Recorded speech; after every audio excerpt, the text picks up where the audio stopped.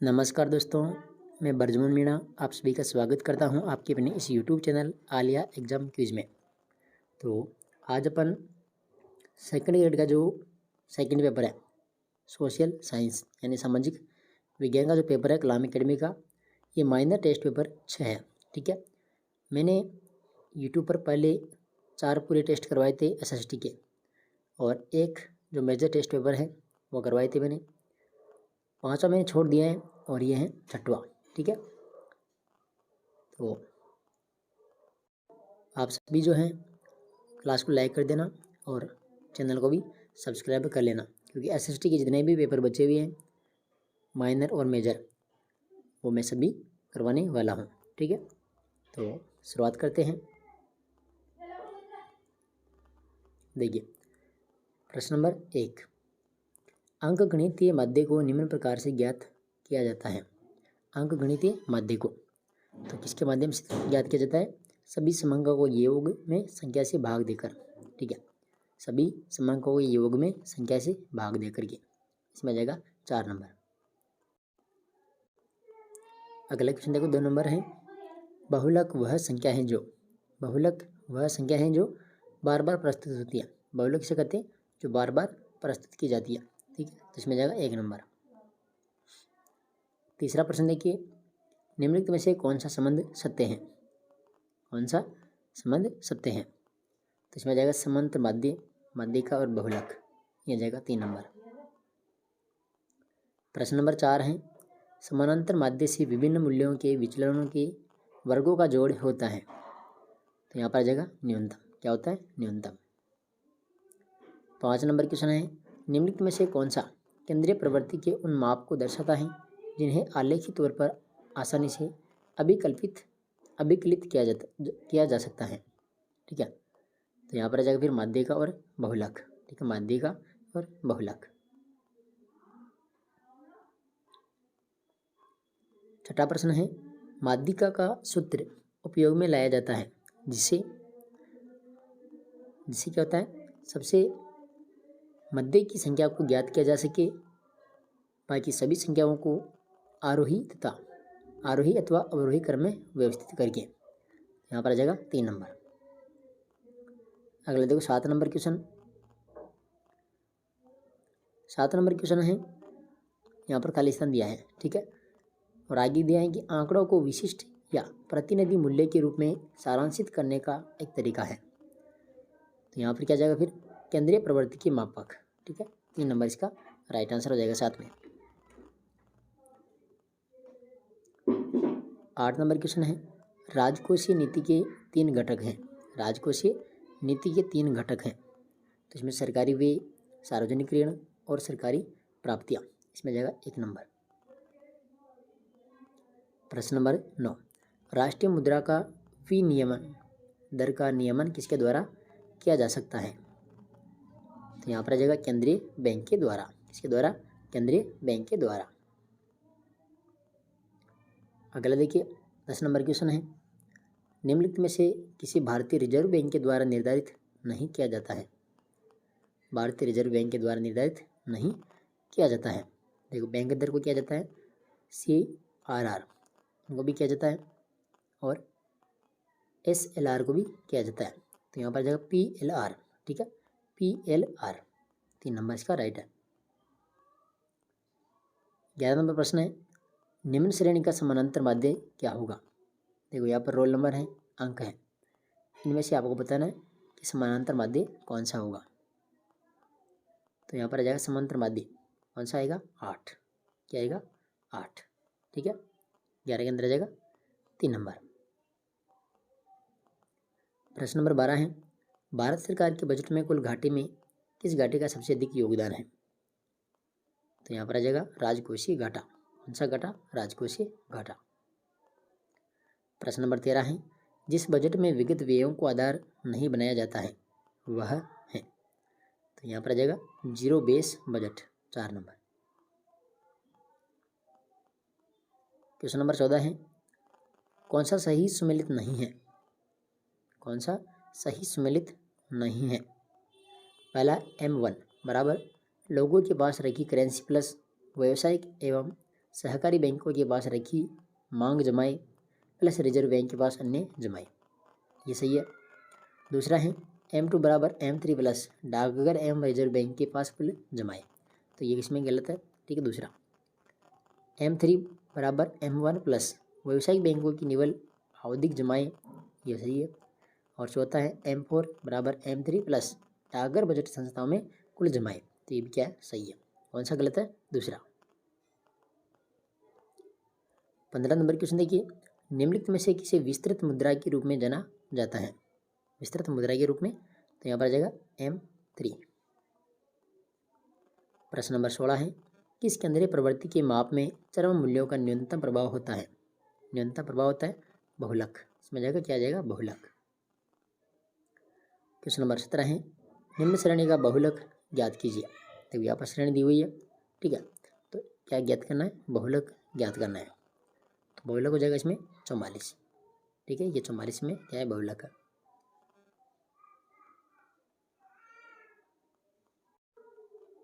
देखो बहुलक किसे कहते हैं, बार बार जिसकी आवृत्ति हो रही हो। देखो 44 एक बार यहाँ हो गई, एक बार यहाँ पर हो गई, एक बार यहाँ पर और एक बार यहाँ पर, यानी 44 कितनी बार है, 4 बार है। तो यही इसमें क्या है, बहुलक है। 18 नंबर क्वेश्चन है, सितंबर 2015 में संयुक्त राष्ट्र महासभा ने अपने 70वें सम्मेलन में यहाँ पर आ जाएगा 17, ठीक है। 17 सतत विकास लक्ष्यों SDG तथा 159 लक्ष्यों की घोषणा की है जिन्हें वर्ष 2030 तक प्राप्त करना था। तो इसमें जाएगा 17 और 159, सॉरी 17 और 169 आएगा, ठीक है। क्या आ जाएगा इसमें, 17 और 169, यहाँ पर तो 17 आ जाएगा और यहाँ पर आ जाएगा 169, ठीक है। 18 के अंदर 4 होगा। 19 नंबर क्वेश्चन देखिए, केंद्रीय बैंक के द्वारा मुद्रा की पूर्ति को नियंत्रित करने और आर्थिक नीति के उद्देश्यों को प्राप्त करने के लिए अपनाई गई नीति कहलाती है। तो ये कहलाती है मौद्रिक नीति। क्या कहलाती है, मौद्रिक नीति। 20 नंबर क्वेश्चन है, किसी वर्ष में यदि सकल राजकोषीय घाटा, यहाँ पर है 5 लाख करोड़, राजस्व घाटा 2 लाख करोड़ रुपए, ब्याज भुगतान 1 लाख, यहाँ पर है 1 करोड़, ठीक है। 1 करोड़ रुपए है तो प्राथमिक घाटा होगा। देखो 5 लाख करोड़, 2 लाख करोड़ और 1 लाख करोड़। तो यहाँ पर पूछा है प्राथमिक जो घाटा है वो क्या होगा, ठीक, ये पूछा है। तो यहाँ पर आ जाएगा फिर कौन सा, ऑप्शन नंबर 1, ठीक है, 4 लाख करोड़ रुपए। चलिए अगला क्वेश्चन देखते हैं, 21 नंबर, केंद्रीय बैंक के द्वारा साख नियंत्रण के मात्रात्मक उपायों में शामिल उपाय हैं। यहाँ पर देखो बैंक दर नीति, खुले बाजार की क्रियाएं, CRR एवं SLR में परिवर्तन, सभी के सभी इसका राइट आंसर है 2 नंबर। 22 नंबर क्वेश्चन है, जब अर्थव्यवस्था में साख का विस्तार करना हो तो केंद्रीय बैंक यहाँ पर खुले बाजार से प्रतिभूतियां खरीदता है। इसमें जाएगा 4 नंबर। इसके बाद देखो 23 नंबर क्वेश्चन है, वैधानिक तरलता अनुपात में, तो यहाँ पर आ जाएगा 3 नंबर। सभी व्यापारिक बैंकों को अपनी कुल तरल परिसंपत्तियों की एक निश्चित मात्रा स्वर्ण एवं सरकारी परिभूतियों के रूप में रखना अनिवार्य होता है, ठीक है, 3 नंबर।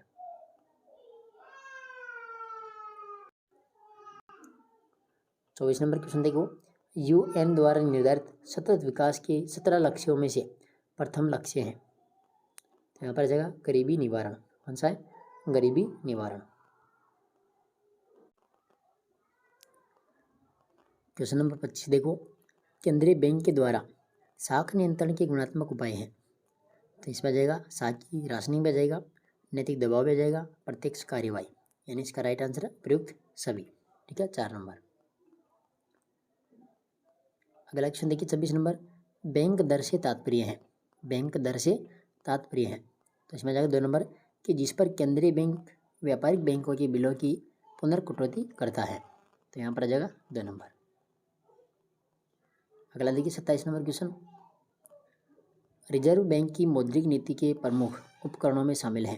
रिजर्व बैंक की मौद्रिक नीति के प्रमुख उपकरणों में शामिल है। तो यहाँ पर रेपो दर भी आ जाएगा, रिवर्स रेपो दर भी आ जाएगा, नकद कोषानुपात और वैधानिक तरलता अनुपात, यानी सभी के सभी इसमें शामिल है। ठीक है, इसका राइट आंसर है 3 नंबर, 1 2 3 4। आगे देखिए 28 नंबर क्वेश्चन है, नीचे दिए गए समंकों के समूह से मध्य का ज्ञात कीजिए। इसमें पूछा है मध्य का ज्ञात कीजिए। तो यहाँ पर मध्य का आएगा इसमें 6। ठीक है, कितना आएगा 6। अगला क्वेश्चन देखिए 29 नंबर, संतुलित बजट से तात्पर्य है। संतुलित बजट से तात्पर्य है। तो कुल आय बराबर कुल व्यय, इसमें जाएगा 3 नंबर। आगे देखिए 30 नंबर क्वेश्चन है, कुल प्राप्तियों एवं कुल व्यय के मध्य अंतर को जाना जाता है। देखो कुल प्राप्तियों एवं कुल व्यय के मध्य जो अंतर होता है उसको किस नाम से जानते हैं। तो यहाँ पर आ जाएगा बजट घाटा, 3 नंबर। प्रश्न नंबर 13 है, 31 है, 13 संख्याओं का समानांतर माध्य 24 है। प्रत्येक संख्या को तिगुना कर दिया जाए तो नया समानांतर माध्य क्या होगा। तो इसमें आप कर लेना, यहाँ पर आ जाएगा 72। ठीक है, राइट आंसर इसका 72 31 में। 32 नंबर क्वेश्चन है, निम्नलिखित में से सही सुमेलित है। कौन सा यहाँ पर सही सुमेलित है। देखो राजस्व घाटा बराबर राजस्व प्राप्तियां माइनस राजस्व व्यय, सही है। राजकोषीय घाटा बराबर क्या होता है, कुल व्यय माइनस कुल राजस्व, तो ये भी सही है। प्राथमिक घाटा बराबर राजकोषीय घाटा माइनस ब्याज अदायगियाँ। ठीक है, तो ये सभी के सभी सही है इसमें, ऑप्शन नंबर 4।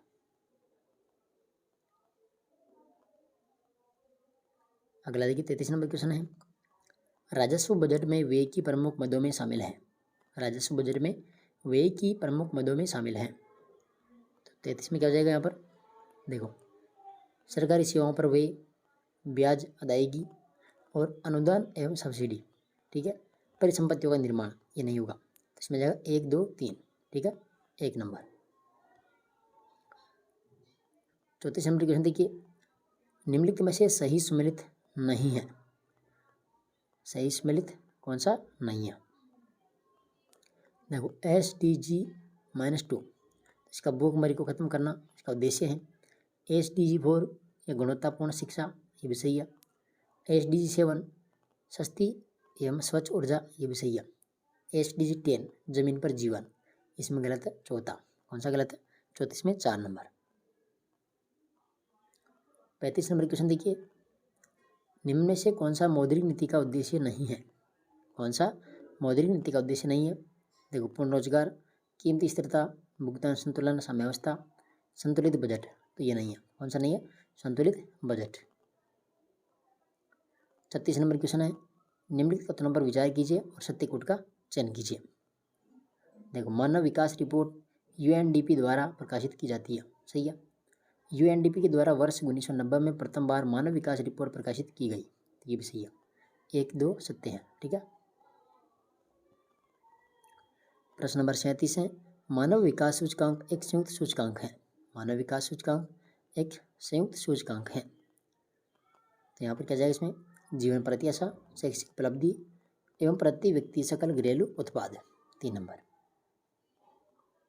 38 नंबर क्वेश्चन देखिए, जीवन की भौतिक गुणवत्ता सूचकांक PQLI किसके द्वारा विकसित किया गया है। तो यहाँ पर आ जाएगा मॉरिस डी मॉरिस के द्वारा। ठीक है, 2 नंबर। क्वेश्चन नंबर 39 है, UNDP के किस मानव विकास रिपोर्ट में लिंग असमानता सूचकांक की शुरुआत हुई थी। यहाँ पर आ जाएगा मानव विकास रिपोर्ट 2010। आगे देखिए 40 नंबर क्वेश्चन, निम्नलिखित में से कौन सी सूचकांक नीति आयोग द्वारा जारी किए जाते हैं। नीति आयोग के द्वारा जारी किए जाते हैं। तो यहाँ पर भारत नवाचार सूचकांक, SDG इंडिया इंडेक्स, स्वास्थ्य सूचकांक और निर्यात तैयारी सूचकांक, यानी 1 2 3 4। ठीक है, 42 नंबर क्वेश्चन देखिए, निम्नलिखित में से किसे हरित लेखांकन भी कहा जाता है। हरित लेखांकन, तो पर्यावरण लेखांकन। 2 नंबर इसका राइट है। 42 नंबर क्वेश्चन है, नीति आयोग के वर्तमान उपाध्यक्ष कौन है? नीति आयोग के वर्तमान उपाध्यक्ष कौन है? सुमन के बेरी। कौन है? सुमन के बेरी। क्वेश्चन नंबर 43 है, नीति आयोग के पूर्णकालिक सदस्यों की नियुक्ति किसके द्वारा की जाती है? नीति आयोग के पूर्णकालिक सदस्यों की नियुक्ति तो कौन करता है? प्रधानमंत्री। ठीक है, 43 में जाएगा 1 नंबर। इसके बाद एक 44 नंबर क्वेश्चन है, नीति आयोग की शासी परिषद में शामिल है। नीति आयोग की शासी परिषद में शामिल है तो सभी राज्यों के मुख्यमंत्री इसमें शामिल होते हैं। विधानसभा युक्त संघ शासित प्रदेशों के मुख्यमंत्री भी इसमें शामिल है और अन्य संघ शासित प्रदेशों के उपराज्यपाल भी इसमें शामिल है। यानी 1, 2, 3 इसका राइट आंसर हो जाएगा ऑप्शन नंबर 4। 45 नंबर क्वेश्चन है, UNDP की 1990 में प्रकाशित रिपोर्ट के अनुसार निम्न में से कौन सा एक मानव विकास सूचकांक की गणना में सम्मिलित नहीं है? कौन सा सम्मिलित नहीं है? तो 45 में क्या जाएगा? नागरिकता इसमें शामिल है? नहीं है। ठीक है, प्रति व्यक्ति आय, साक्षरता और जीवन प्रत्याशा इसमें शामिल है। ठीक है, अगला क्वेश्चन देखिए 46 नंबर। देखो, नीति आयोग की क्षेत्रीय परिषद से संबंधित असत्य कथन का चयन कीजिए। असत्य कथन का चयन कीजिए। तो पहला कि यह 2 या अधिक राज्यों क्षेत्रों से संबंधित विशिष्ट मुद्दों हेतु विशिष्ट कार्यकाल के लिए गठित की जाती है, ये तो सही है। दूसरा, इसमें संबंधित राज्य या संघ शासित प्रदेशों के मुख्यमंत्री या उपराज्यपाल शामिल होते हैं। ठीक है, ये भी सही है। इसकी बैठक प्रधानमंत्री के निर्देश पर होती है, ये भी सही है। तो फिर कौन सा गलत है? चौथा। ठीक है, कि क्षेत्रीय परिषद की बैठक की अध्यक्षता नीति आयोग के अध्यक्ष के द्वारा की जाती है, तो ये क्या है? गलत है। ठीक है, तो यहाँ पर जो अध्यक्षता है वो कौन करता है? गृह मंत्री, केंद्रीय गृह मंत्री। ठीक है, केंद्रीय गृह मंत्री के द्वारा अध्यक्षता की जाती है, तो ये इसमें जो चौथा ऑप्शन है ये गलत है। ठीक है, अगला क्वेश्चन है 46 नंबर, पर्यावरण समायोजित राष्ट्रीय आय का लेखांकन कहलाता है। पर्यावरण समायोजित राष्ट्रीय आय का लेखांकन कहलाता है, तो यहाँ जाएगा हरित आर्थिक लेखांकन, 1 नंबर। 48 नंबर क्वेश्चन है, कौन से वर्ष में योजना आयोग को समाप्त कर इसे नीति आयोग के द्वारा स्थानापन्न कर दिया गया? यहाँ पर जाए 2015 में। ठीक है, 2015। क्वेश्चन नंबर 49 है, मानव विकास रिपोर्ट 2023 के अनुसार भारत का स्थान कौन सा है? मानव विकास रिपोर्ट 2023 के अनुसार भारत का स्थान कौन सा है? तो यहाँ पर है 134वां। कौन सा है? 134वां। ठीक है, इसके बाद एक क्वेश्चन नंबर 50। क्वेश्चन नंबर 50,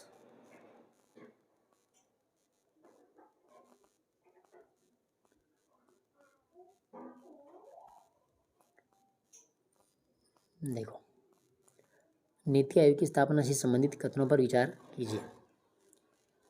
पहला कथन है कि राज्यों की सक्रिय भागीदारी के साथ राष्ट्रीय विकास प्राथमिकताओं, क्षेत्रों और रणनीतियों का एक साझा दृष्टिकोण विकसित करना। ठीक है, ये तो क्या सही है।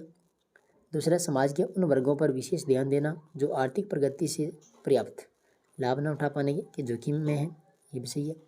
तीसरा, विकास एजेंडे के कार्यान्वयन में तेजी लाने के लिए अंतर क्षेत्रीय और अंतर विभागीय मुद्दों के समाधान के लिए एक मंच प्रदान करना, तो ये भी क्या इसमें आ जाएगा। यहाँ पर पूछा कौन से उद्देश्य नीति आयोग की स्थापना से संबंधित है, तो ये जो तीनों उद्देश्य हैं ये इसमें नीति आयोग से स्थापना से संबंधित है। ठीक है, तो इसमें जाएगा 1, 2, 3 ऑप्शन नंबर चौथा। आगे देखिए क्वेश्चन नंबर 51 है, सूचना का अधिकार अधिनियम के अंतर्गत सूचना अधिकारी से सूचना प्राप्त नहीं होने की स्थिति में कितने दिन बाद प्रथम अपील की जा सकती है? कितने दिन के बाद में? तो ये 30 दिन के बाद में। ठीक है, 30 दिन इसका राइट आंसर है। क्वेश्चन नंबर 52 है, निम्नलिखित में से कौन सी समिति आयोग ने सचिवालय निदेशालय संबंधों की व्याख्या की है? तो यहाँ पर आ जाएगा फिर पॉल एपलबी समिति। कौन सी है? पॉल एपलबी समिति। क्वेश्चन नंबर 53 है, राज्य प्रशासन में सुधार हेतु राजस्थान प्रशासनिक सुधार समिति का गठन किस वर्ष किया गया था? राजस्थान प्रशासनिक सुधार समिति का गठन, तो यहाँ पर आ जाएगा 1963 में। कब किया गया? 1963 में। क्वेश्चन नंबर 54 है, राजस्थान राज्य प्रशासन में सुधार हेतु निम्नलिखित में से कौन सा आयोग गठित किया गया है? तो यहाँ पर कौन सा आयोग आ जाएगा? हरिदेव जोशी आयोग। ठीक है, हरिदेव जोशी आयोग। 54 में, सॉरी कौन सा आयोग आ जाएगा इसमें, 54 के अंदर आ जाएगा शिवचरण माथुर आयोग, ये आएगा। ठीक है, शिवचरण माथुर आयोग, 2 नंबर इसका राइट है। 55 नंबर क्वेश्चन देखिए, निम्नलिखित में से कौन से एक अनुशंसा द्वितीय प्रशासनिक सुधार आयोग के द्वारा नहीं की गई है। देखो, केंद्रीय सिविल सेवा प्राधिकरण का गठन, ये तो द्वितीय प्रशासनिक सुधार आयोग द्वारा किया गया। कार्य निष्पादन बजट बनाना, ये भी द्वितीय प्रशासनिक सुधार में आ जाएगा। खुले बाजार में उच्च पदों पर सीधी भर्ती करना, ये तीसरा इसमें नहीं आएगा। ठीक है, और चौथा है 14 वर्ष की एवं 20 वर्ष की सेवा पूरी होने के बाद सरकारी सेवकों की गहन समीक्षा करना, ये भी किसका काम है, द्वितीय प्रशासनिक सुधार आयोग का। तो तीसरा इसमें क्या है, गलत है। 56 नंबर क्वेश्चन है, निम्नलिखित में से कौन सी प्रशासनिक सुधारों के रास्ते में मुख्य समस्या रही है। तो मुख्य समस्या जाएगा प्रशासनिक परिवर्तनों के प्रति जड़ता। देखो, एक ये जाएगा इसमें, और राजनीतिक इच्छा की शक्ति की कमी, ये भी इसमें आ जाएगा, और सुधारों के प्रति प्रशासनिक उदासीनता, यानी इसमें सभी के सभी राइट है। ठीक है, उपयुक्त सभी इसका राइट आंसर हो जाएगा। ठीक है, 56 में ऑप्शन नंबर 4। अगला देखिए 57 नंबर क्वेश्चन है, निम्न में से किस आयोग या समिति ने भारत में लोकपाल एवं लोकायुक्त संस्थाओं की स्थापना की सिफारिश की है। तो यहाँ पर आ जाएगा फिर कौन सा, प्रथम प्रशासनिक सुधार आयोग। ठीक है, 3 नंबर आ जाएगा इसमें, प्रथम प्रशासनिक सुधार आयोग। 58 नंबर क्वेश्चन देखिए, द्वितीय प्रशासनिक सुधार आयोग का कौन सा प्रतिवेदन ई गवर्नेंस से संबंधित है। कौन सा है, जो ई गवर्नेंस से संबंधित है। तो यहाँ पर आ जाएगा 11वां प्रतिवेदन। कौन सा है, 11वां प्रतिवेदन। क्वेश्चन नंबर 59 है, राजस्थान प्रशासनिक सुधार आयोग 1999 का अध्यक्ष कौन था। तो यहाँ पर आ जाएगा शिवचरण माथुर। कौन था, Shivcharan Mathur. Question number 60। Question number 60 है कि भारत में द्वितीय प्रशासनिक सुधार आयोग के प्रतिवेदनों से संबंधित निम्न में से कौन सा एक युग्म सम्मिलित नहीं है। प्रतिवेदन और शीर्षक, तो कौन सा यहाँ पर सम्मिलित नहीं है। देखो, मानव संपदा का व्यापक विस्तार, हकदारियों और अधिशासन एक मामला अध्ययन, ये तो सम्मिलित है। दूसरा, नागरिक केंद्रीय प्रशासन अधिशासन का हृदय, ये भी क्या है, सम्मिलित है। शासन में नैतिकता, निराशा की आशा की ओर, तो ये तीसरा गलत है। और चौथा, कार्मिक प्रशासन की स्वच्छता, नई ऊंचाइयों का मापन करना, ये भी क्या सही है। गलत कौन सा है, तीसरा। आगे देखिए 61 नंबर क्वेश्चन है, उच्च न्यायिक सेवकों की नियुक्ति में सत्यनिष्ठता और नैतिकता को सुनिश्चित करने के लिए भारत के उपराष्ट्रपति की अध्यक्षता में राष्ट्रीय न्यायिक परिषद का गठन किया जाना चाहिए। यह सुझाव निम्न में से किसने दिया है। तो ये सुझाव देने वाले हैं द्वितीय प्रशासनिक सुधार आयोग, 2 नंबर। अगला देखिए 62 नंबर क्वेश्चन है, द्वितीय प्रशासनिक सुधार आयोग के किस प्रतिवेदन में यह सुझाया गया कि एक राष्ट्रीय लोक प्रशासन संस्थान NIPA की स्थापना की जानी चाहिए। तो 10वां प्रतिवेदन आ जाएगा। ठीक है, 10वें प्रतिवेदन में। क्वेश्चन नंबर 63 है, द्वितीय प्रशासनिक सुधार आयोग के द्वारा प्रस्तुत प्रतिवेदनों में शासन में नैतिकता पर कौन सा प्रतिवेदन है। तो यहाँ पर आ जाएगा चतुर्थ प्रतिवेदन। कौन सा है, चतुर्थ प्रतिवेदन। अगला क्वेश्चन देखिए 64 नंबर, भारत में निष्पादन बजट किसके अनुशंसा पर प्रारंभ किया गया। भारत में निष्पादन बजट, तो यह जाएगा प्रथम प्रशासनिक सुधार आयोग। क्वेश्चन नंबर 65 है, निम्न में से कौन प्रथम प्रशासनिक सुधार आयोग के गठन के समय अध्यक्ष थे। कौन थे, तो मोरारजी देसाई।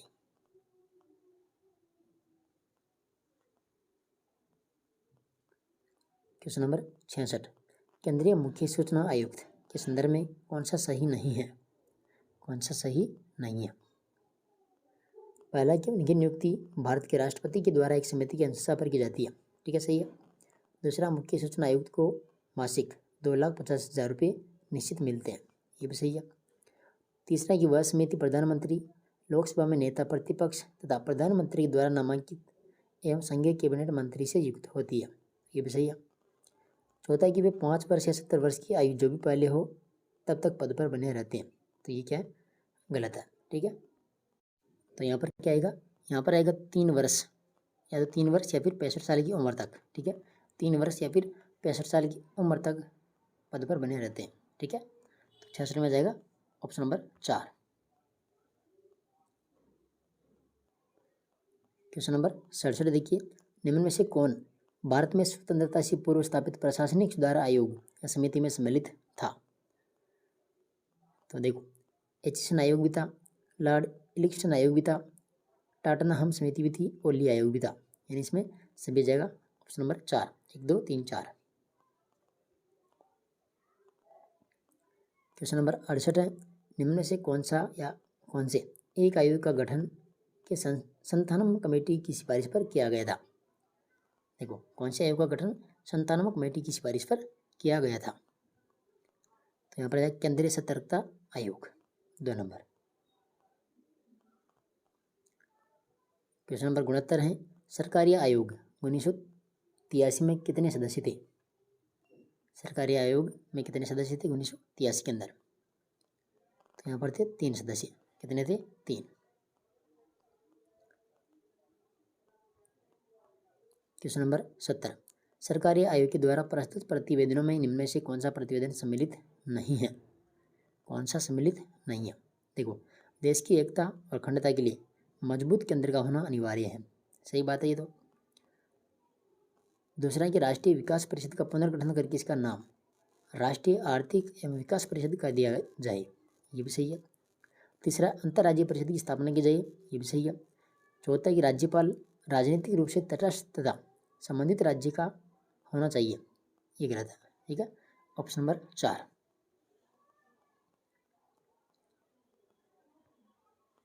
आगे देखो 71 नंबर क्वेश्चन, सर्वप्रथम अम्बुड्समैन नामक संस्थान की स्थापना कब हुई थी? तो यहाँ पर आ जाएगा 1809 में। कब हुई? 1809।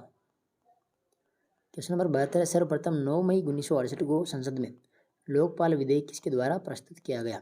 लोकपाल विधेयक, तो यहाँ पर जाएगा शांति भूषण के द्वारा। क्वेश्चन नंबर 73 है, लोकपाल एवं लोकायुक्त अधिनियम 2013 कब लागू हुआ था? तो 16 जनवरी 2014। ठीक है, 16 जनवरी 2014 में।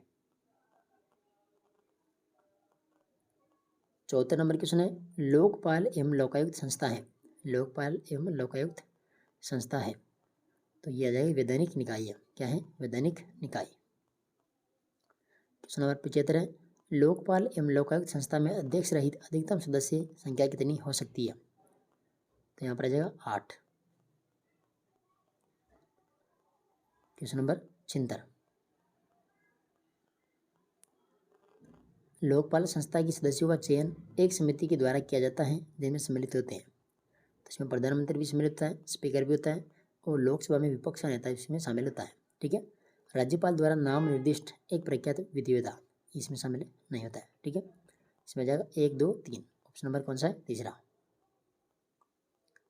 क्वेश्चन नंबर 77 है, लोकपाल अध्यक्ष अथवा सदस्यों को पद से हटाए जाने के लिए उच्चतम न्यायालय को राष्ट्रपति ऐसी जांच हेतु तभी निर्देशित करेगा जब इस प्रयोजन हेतु संसद के कम से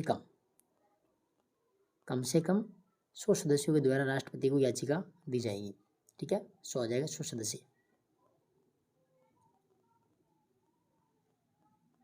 क्वेश्चन नंबर 78 है, लोकपाल अध्यक्ष व सदस्यों का कार्यकाल होता है, लोकपाल अध्यक्ष और सदस्यों का कार्यकाल होता है, कितना होता है? तो 5 वर्ष की अवधि या फिर 70 वर्ष की आयु, जो भी पहले हो। 1 नंबर। क्वेश्चन नंबर 79 है, लोकपाल के जांच के दायरे में कौन नहीं आता है? कौन नहीं आता है? देखो, केंद्र सरकार के वर्तमान या पूर्व मुख्यमंत्री इसमें आते हैं, संसद के किसी भी सदन का सदस्य हैं या राव, ये भी आ जाएगा इसमें। ग्रुप ABCD के सरकारी कर्मचारी, ये भी इसमें शामिल है। प्रधानमंत्री यदि विवाद अंतर्राष्ट्रीय संबंधों का हो, ठीक है, ये नहीं आएगा। ठीक है, ऑप्शन नंबर 4। 80 नंबर क्वेश्चन है, लोकपाल प्रतिवर्ष अपना प्रतिवेदन किसके समक्ष प्रस्तुत करता है? लोकपाल, तो जाएगा राष्ट्रपति के समक्ष। क्वेश्चन नंबर 81, लोकपाल संस्था अपराध के कितने वर्षों बाद तक की शिकायतों की जांच नहीं कर सकती है? तो यह जाएगी 7 वर्ष। क्वेश्चन नंबर 82, भारत के प्रथम लोकपाल के रूप में किसकी नियुक्ति की गई है? तो यहाँ पर आ जाएगा पिनाकी चंद्र घोष। ठीक है, पिनाकी चंद्र घोष। क्वेश्चन नंबर 83 है, सर्वप्रथम लोकायुक्त का गठन करने वाला राज्य है? तो यहाँ पर आ जाएगा महाराष्ट्र। कौन सा है? महाराष्ट्र। क्वेश्चन नंबर 84, राजस्थान के प्रथम लोकायुक्त कौन थे? प्रथम लोकायुक्त कौन थे? तो ID दुआ। कौन था? ID दुआ। इसके बाद देखिए 85 नंबर क्वेश्चन है, राजस्थान में लोकायुक्त की नियुक्ति हेतु चयन समिति में निम्न में से कौन सम्मिलित नहीं होता है? कौन सम्मिलित नहीं होता है? देखो, मुख्यमंत्री होता है, उच्च न्यायालय का मुख्य न्यायाधीश होता है, विधानसभा में विपक्ष का नेता भी होता है, राष्ट्रपति इसमें शामिल नहीं होता है। ठीक है, ऑप्शन नंबर 4। क्वेश्चन नंबर 86 है कि कौन राजस्थान लोकायुक्त की जांच के अधिकार क्षेत्र में नहीं आता है? अच्छा, अधिकार क्षेत्र में नहीं आता है तो मुख्यमंत्री नहीं आता है। ठीक है, देखो, राज्य के मंत्री आएगा, जिला परिषद के प्रमुख आएगा और विभागाध्यक्ष व लोक सेवक भी इसमें शामिल है। ठीक है, कौन सा नहीं आएगा? मुख्यमंत्री। क्वेश्चन नंबर 87 है, संपूर्ण देश में सूचना का अधिकार अधिनियम कब लागू हुआ था? संपूर्ण देश में सूचना का अधिकार अधिनियम कब लागू हुआ था? 15 अक्टूबर 2005 को। 15 अक्टूबर 2005, सॉरी 12 अक्टूबर 2005। ठीक है, 12 अक्टूबर। क्वेश्चन नंबर 88 है, निम्नलिखित में से असम्मिलित है? कौन सा असम्मिलित है? धारा 3 सूचना का अधिकार, सही है। धारा 15 राज्य सूचना आयोग का गठन, ये भी सही है। धारा 31 निरसन, ये भी सही है। धारा 10 सूचना की प्राप्त किए जाने की छूट, यह गलत है। ठीक है, चलिए अगला क्वेश्चन देखो। क्वेश्चन नंबर 89, राजस्थान में जन सूचना पोर्टल कब प्रारंभ हुआ था? राजस्थान में जन सूचना पोर्टल कब प्रारंभ हुआ? तो 13 सितंबर 2019 को हुआ था। ठीक है, 13 सितंबर 2019। क्वेश्चन नंबर 90, प्रशासन में जन सहभागिता स्थापित करने का निम्न में से कौन सा एक उपाय नहीं है? कौन सा एक उपाय नहीं है? तो सार्वभौमिक वयस्क मताधिकार। ठीक है, 1 नंबर इसका राइट आंसर है। बाकी सूचना का अधिकार, सामाजिक अंकेक्षण, लोक नीति परिवर्तन हेतु जनमत संग्रह, तो कौन सा नहीं है? 1 नंबर। क्वेश्चन नंबर 91, प्रथम प्रशासनिक सुधार आयोग के अनुसार केंद्रीय मंत्रिपरिषद में अधिकतम सदस्यों की संख्या कितनी होनी चाहिए? तो अधिकतम यहाँ पर 45। ठीक है, अधिकतम 45। क्वेश्चन नंबर 92 है, राज्य सूचना आयोग की स्थापना की गई थी?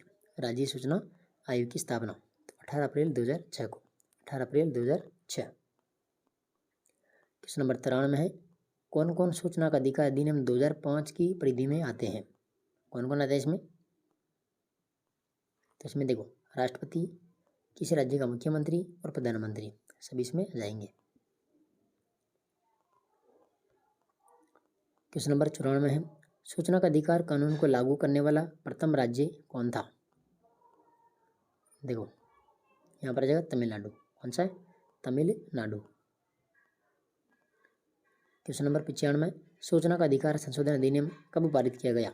सूचना का अधिकार संशोधन अधिनियम कब पारित किया गया था? 1 अगस्त 2019 को। क्वेश्चन नंबर 96 है, मुख्य सूचना आयुक्त एवं सूचना आयुक्तों तथा राज्यों के मुख्य सूचना आयुक्त एवं आयुक्तों के पदावधि एवं सेवा शर्तों का उपबंध कौन सी धारा में दिया गया है? कौन सी धारा में दिया गया है? धारा नंबर 13 में। क्वेश्चन नंबर 97 है, लोकपाल एवं लोकायुक्त अधिनियम किस प्रधानमंत्री के काल में लागू हुआ था? 97 के अंदर आ जाएगा मनमोहन सिंह। कौन है? मनमोहन सिंह। क्वेश्चन नंबर 98 है, राजस्थान के वर्तमान मुख्य सूचना आयुक्त कौन है? वर्तमान मुख्य सूचना आयुक्त तो मोहनलाल लाठर। ठीक है, मोहनलाल लाठर। क्वेश्चन नंबर 99, सर्वप्रथम ऑम्बुड्समैन नामक संस्था की स्थापना हुई थी? सर्वप्रथम तो ये हुई थी स्वीडन में। कहाँ हुई थी? स्वीडन। क्वेश्चन नंबर 100, भारत के वर्तमान मुख्य सूचना आयुक्त कौन है? भारत के तो हीरालाल सामरिया। ठीक है, कौन है भारत के वर्तमान मुख्य सूचना आयुक्त? हीरालाल सामरिया। 101 नंबर है, निम्नलिखित में से कौन सा भक्ति संत कृष्ण का उपासक नहीं था? कृष्ण का उपासक नहीं था, तो यहाँ पर आ जाएगा रामानंद। कौन नहीं था? रामानंद। 102 नंबर है, निम्नलिखित में से कौन एक अलवार संत है? कौन सा है? अलवार संत। तो यहाँ पर आ जाएगा अंदाल। कौन है? अंदाल। Question number 103। देखो, एक तरफ संत, एक तरफ संप्रदाय। शेख निजामुद्दीन औलिया कौन से संप्रदाय से संबंधित है? चिश्ती संप्रदाय से संबंधित है। ठीक है, कौन सा संप्रदाय है? चिश्ती। बहाउद्दीन जकारिया, तो यह जाएगा सुहरावर्दी। ठीक है, 2 नंबर में, 2 आ जाएगा इसमें बी के अंदर। मियाँ मीर, मियाँ मीर आ जाएगा कादिरी। ठीक है, कादिरी 1 नंबर। और अहमद सरहंदी नक्शबंदी, तो 3, 2, 1, 4 इसका राइट आंसर हो जाएगा 1 नंबर। क्वेश्चन नंबर 104 है, संगम साहित्य से तात्पर्य है? संगम साहित्य तमिल साहित्य का प्राचीनतम रूप है ये। ठीक है, संगम साहित्य, इसमें जाएगा 1 नंबर। 105 नंबर है, निम्नलिखित में से कौन सा भक्त मुख्यतः राम भक्ति कविता के लिए प्रसिद्ध है? राम भक्ति कविता के लिए प्रसिद्ध है। कौन है? सूरदास। 106 नंबर है, अभंग से आसे हैं। अभंग, अभंग से आसे हैं, तो यहाँ पर जाएगा विठोबा को समर्पित भक्ति काव्य 1 नंबर। 107 नंबर है, शेख बबरुद्दीन समरकंदी का संबंध किस सिलसिले से है? तो यहाँ पर जाएगा फिरदौसी सिलसिला। कौन सा है? फिरदौसी सिलसिला। 108 नंबर, देखो सूफी शब्दावली, और इधर है अर्थ।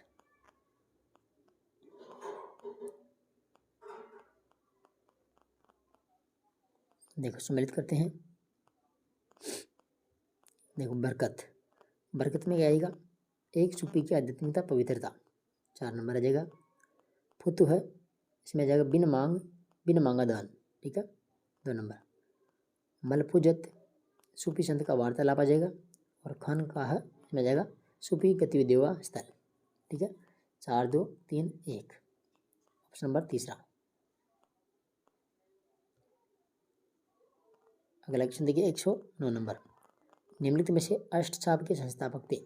अष्टछाप के संस्थापक कौन थे? विठल दास। कौन थे? विठल दास। 110 नंबर है, निम्नलिखित में से किस सूफी संत ने दिल्ली के 7 सुल्तानों का शासनकाल देखा था? कौन था वो?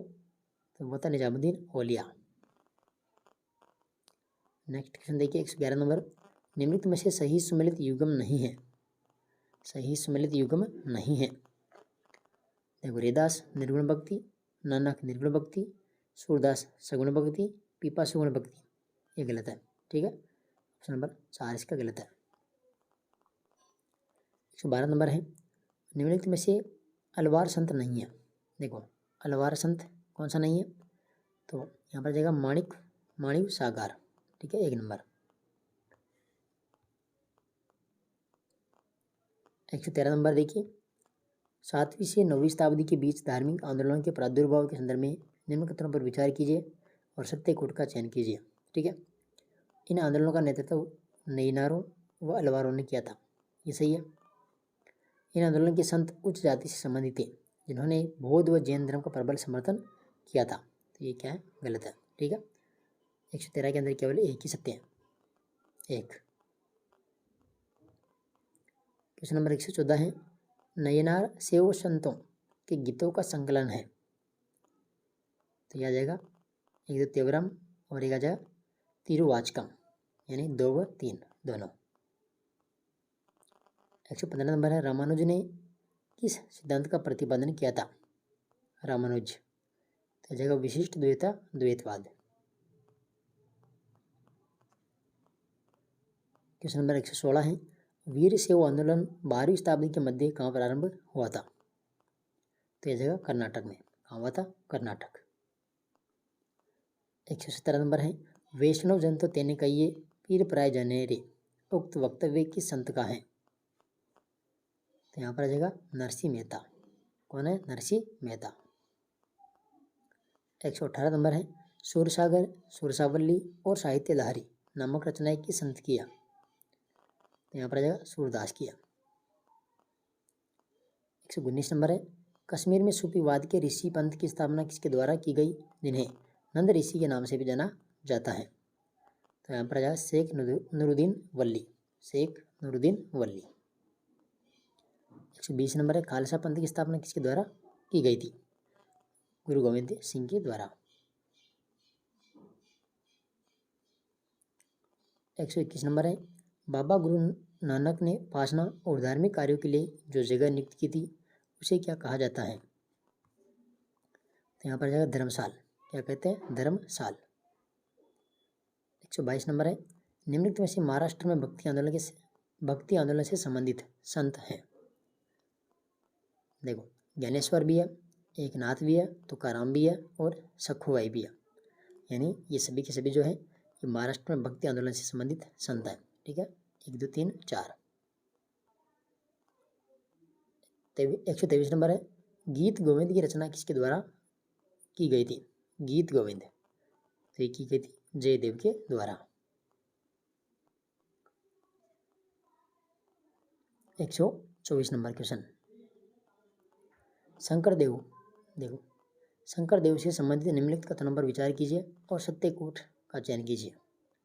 पहला, शंकरदेव की शिक्षाएं भगवत गीता तथा भागवत पुराण पर आधारित हैं, सही है। दूसरा है, इन्होंने ज्ञान के प्रचार के लिए सत्र या फिर मठों की स्थापना को प्रोत्साहित किया, ये भी सही है। कीर्तन गोष्ठ इसकी प्रमुख रचना है, ये भी सही है। ठीक है, 1, 2, 3, राइट आंसर है 4 नंबर। 125 नंबर है, किस संत के अनुयायी वीर शैव एवं लिंगायत कहलाए? वीर शैव एवं लिंगायत कहलाए। तो यहाँ पर आ जाएगा बसवन्ना, कौन है? बसवन्ना। 126 नंबर है, मुस्लिम समुदाय को निर्देशित करने वाला कानून कौन सा है? तो यहाँ पर आ जाएगा शरिया। 127 नंबर है, उलटवासी उल्टी कही उक्तियाँ किस संत की प्रसिद्ध रचना है? तो यहाँ पर आ जाएगा कबीर की है। किसकी है? कबीर।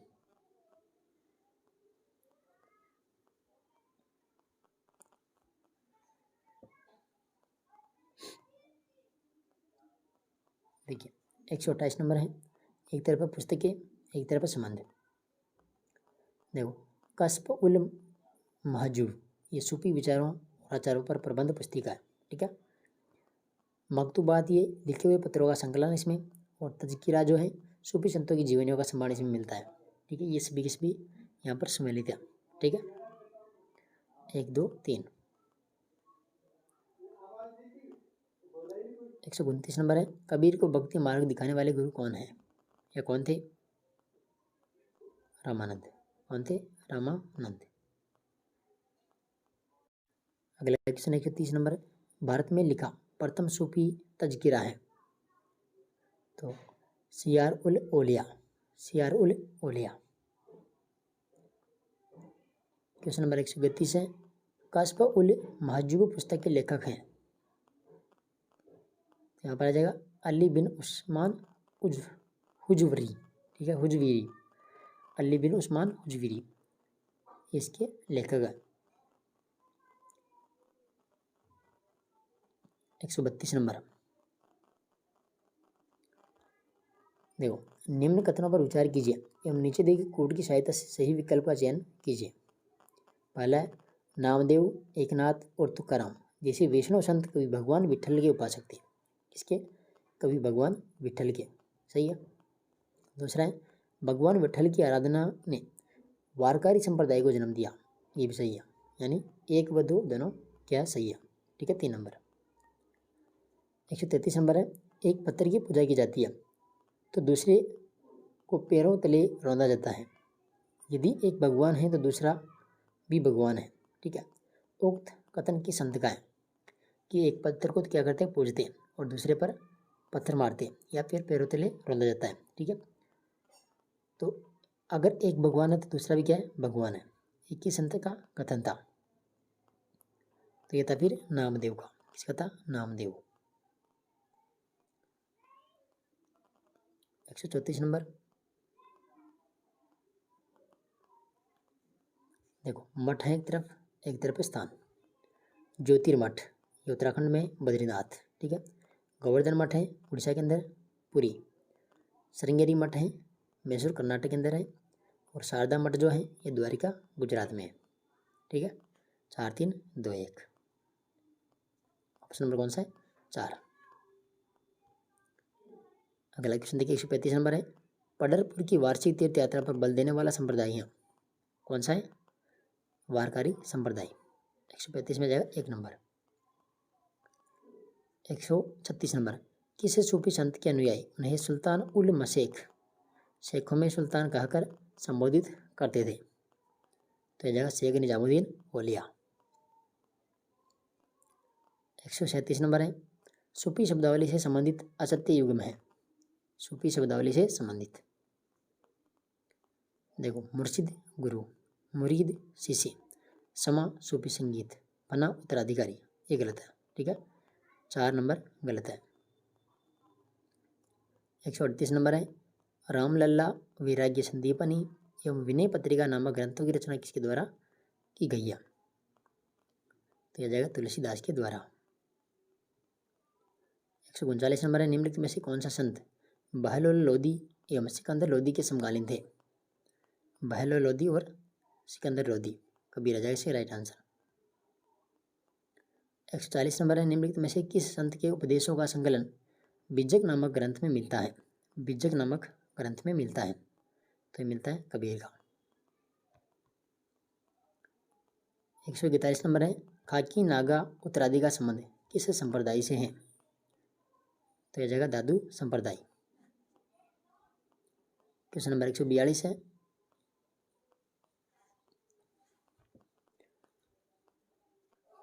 देखो निम्न में से किन किन संतों की रचना वाणी को गुरु ग्रंथ साहिब में संकलित किया गया है? गुरु ग्रंथ साहिब में देखो बाबा फरीद, रविदास, गुरु नानक, गुरु तेग बहादुर और कबीर की वाणी सभी को गुरु ग्रंथ साहिब में संकलित किया गया है, ठीक है।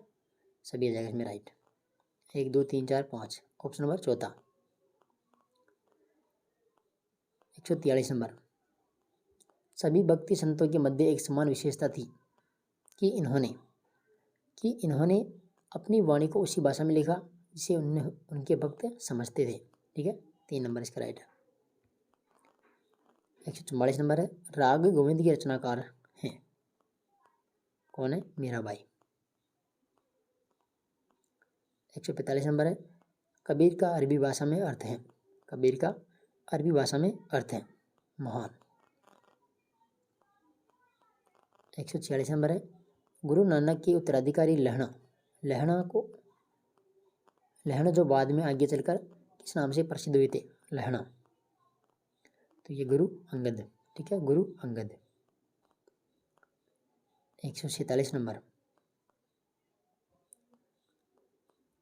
निम्न कथनों पर विचार कीजिए और सत्य कथन बताना है। मीराबाई का जन्म 1498 में मेड़ता में हुआ था, ठीक है, सही है। मीराबाई का विवाह उदयपुर के युवराज भोजराज से हुआ था, ये भी सही है, ठीक है।